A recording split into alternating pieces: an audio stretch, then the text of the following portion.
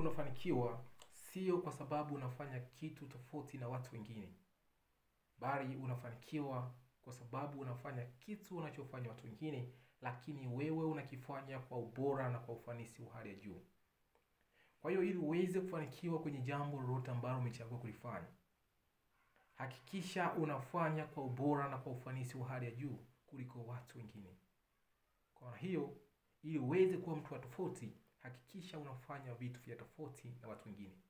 Huwezi kuwa mtu wa tofauti kwa kufanya vitu kawaida. Kwa hiyo unapaswa uwe mtu wa tofauti ili ufanikiwe kwenye kitu ambacho wewe umechagua kufanya. Kwa hiyo fanya kwa bidii kuliko watu wengine. Fanya kwa muda zaidi kuliko watu wengine. Na hii itakusaidia wewe kwenda kufanikiwa kwenye jambo lolote ambalo wewe umechagua kulifanya.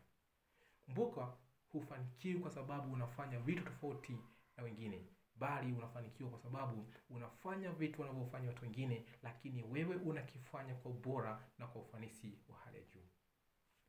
Bila kusahau, mafanikio yako ndiyo furaha yangu.